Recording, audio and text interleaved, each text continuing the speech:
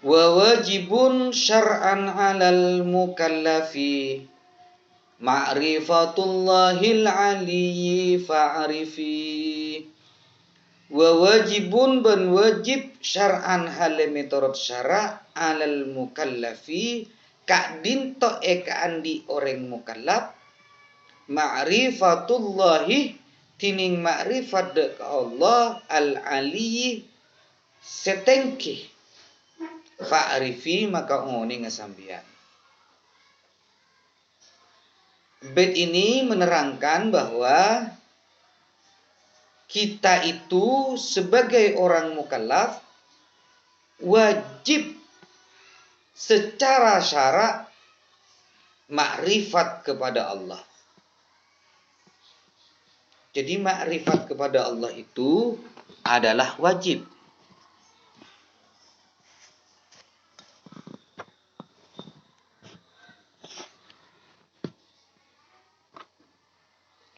Hukumnya wajib.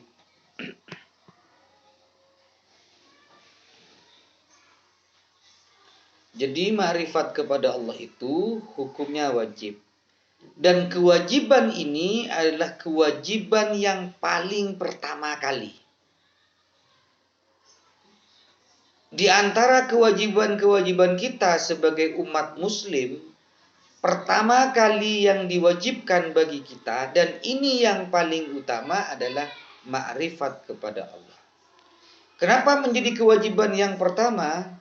Kalau kita ingat rukun Islam itu, rukun Islam yang pertama adalah syahadat. Nah, bagaimana kita bisa bersyahadat menyaksikan terhadap Allah bahwa tiada Tuhan selain Allah kalau kita tidak makrifat kepada Allah? Dicontohkan misalnya kita barusan ada kesaksian, ada kejadian tabrakan. Kemudian kejadian ini menjadi masalah. Maka orang yang bisa menjadi saksi di hadapan penyidik, di depan polisi adalah orang yang menyaksikan. Orang yang tahu terhadap kejadian tersebut. Ya kalau tidak tahu bagaimana kemudian bisa menyaksikan. Maka kesaksiannya akan menjadi salah, kesaksiannya akan menjadi palsu. Nah demikian juga terhadap rukun Islam yang pertama ini, kesaksian kita bahwa tiada Tuhan selain Allah itu menjadi batal kalau kita tidak makrifat, tidak tahu terhadap Allah. Jadi kitab Ad-Dar ini menerangkan bahwa orang mukallaf itu wajib makrifat kepada Allah. Dan ini menjadi kewajiban yang pertama kali kepada kita. Sebelum kewajiban-kewajiban yang lain. Kenapa demikian? Karena rukun Islam yang pertama itu adalah syahadat. Dan tidak mungkin kita itu bisa menyaksikan kepada Allah, bersyahadat dengan benar kalau kita tidak makrifat kepada Allah.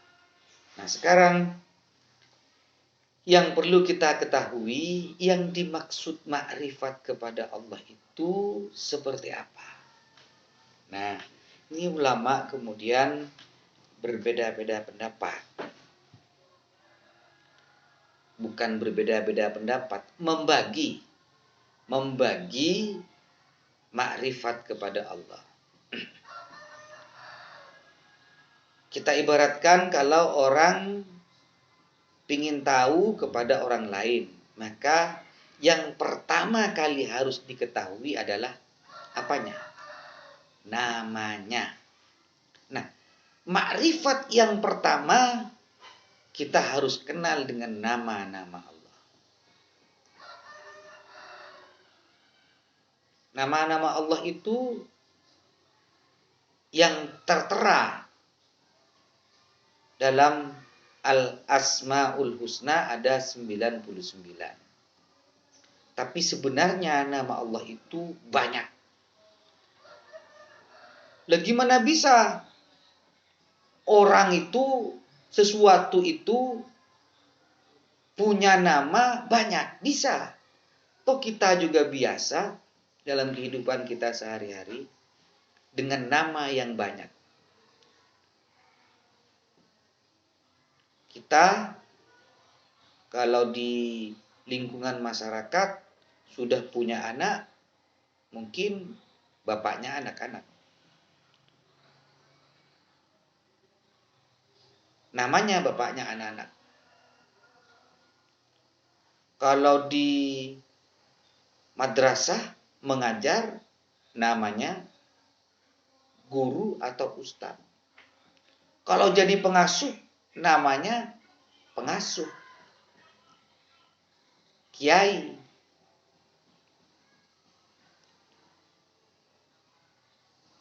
Selain itu, kita misalnya menjadi dosen, maka namanya Pak Dosen. Nah, bahkan tradisi di Jawa itu, nama itu memang banyak.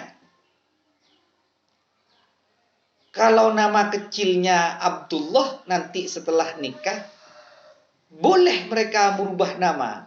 Misalnya dari Abdullah dirubah ke Abdurrahman, atau dirubah ke Muhajir.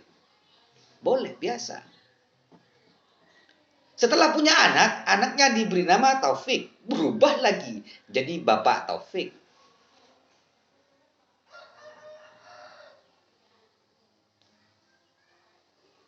Nah, ini sudah biasa kita. Jadi tidak aneh bagi kita jika Allah itu punya nama yang banyak. Tidak aneh. Nah, inilah makrifat yang pertama yang harus kita ketahui. Kita makrifat kepada Allah itu pertama kali tahu, kenal terhadap Allah, namanya. Yang gampang adalah kita lihat di Asmaul Husna, nama-nama Allah. Itu. Setelah itu, kalau kita sudah kenal dengan nama-nama Allah, maka kita perlu tahu, baru dikatakan kenal. Setelah tahu sama namanya, kita tahu sama karakternya, sama sifat-sifatnya. Kenalan dengan si A, sudah tahu namanya A, baru kita bisa dikatakan kenal kalau kita sudah tahu karakternya, sifat-sifatnya. Nah, demikian juga terhadap Allah. Makrifat kepada Allah itu kita harus tahu terhadap sifat-sifat Allah.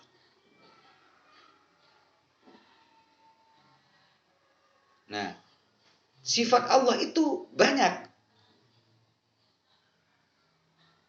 Nah, kita harus pelajari sifat-sifat Allah itu satu persatu. Tapi ulama itu kemudian meringkas, mewajibkan kepada kita mengetahui sifat-sifat Allah hanya 20. Yang wajib dan yang mustahil 20. Di luar itu masih banyak lagi sifat-sifat Allah. Nah, itu. Makrifat yang kedua adalah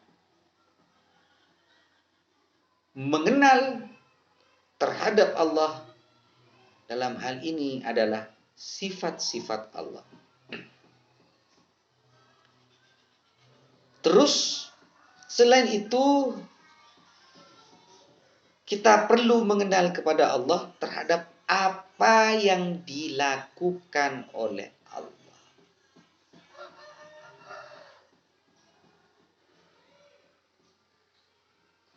Tuh.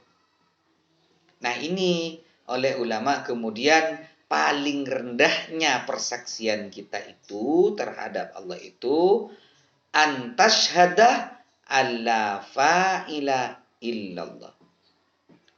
Hendaknya kalian itu bersaksi bahwa sesungguhnya tiada yang bisa melakukan sesuatu kecuali Allah.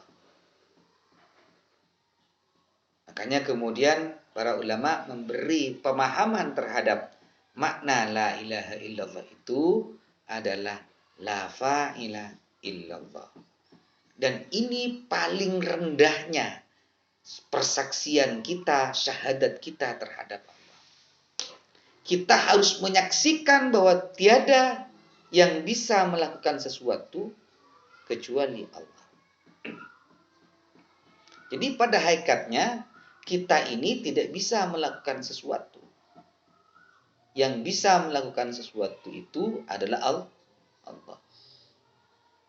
Contohnya, yang menggerakkan jantung kita, bisa kita menghentikan gerak jantung kita? Tidak bisa.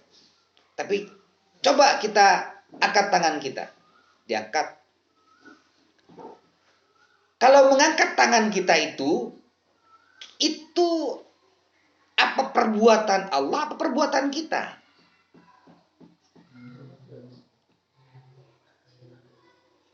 Yang kita angkat tangan kita dan kita bisa melakukan itu adalah tangan kita. Berarti itu perbuatan kita. Tapi siapa yang menumbuhkan keinginan untuk mengangkat tangan itu? Siapa yang memberi kekuatan kita itu bisa mengangkat tangan kita? Nah, yang menumbuhkan keinginan itu adalah Allah. Yang memberi kekuatan kepada kita itu untuk bisa mengangkat tangan kita itu adalah Allah. Yang menumbuhkan keinginan kita itu adalah Allah. Wa ma tasha'una illa ayyasha Allahu rabbul alamin. Ketika kita melempar, maka kekuatan yang kita lakukan itu sumbernya dari Allah. Wa ma ramaitu wa ma ramaita idz ramaita walakinallaha rama. Itu pada hakikatnya. Jadi Allah lah yang menciptakan apa yang kita lakukan. Sebagaimana yang disampaikan, inna khalaqnakum wa ma kuntum taf'alun. Aku yang menciptakan kamu dan menciptakan apa yang kamu kerjakan. Jangankan apa yang kita lakukan, orang kepada diri kita sendiri itu, kepada keinginan kita sendiri itu sebenarnya adalah anugerah dari Allah. Bahkan yang ekstrim itu, kita ini tidak memiliki apapun, termasuk kepada diri kita sendiri.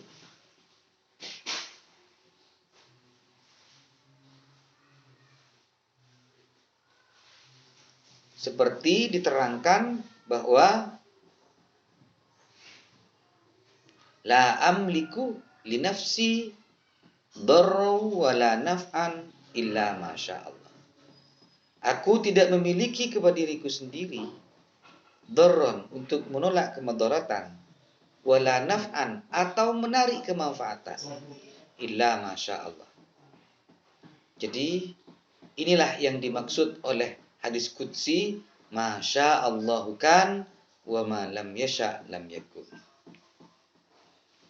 Apa yang dikehendaki Allah ada, maka dia akan ada.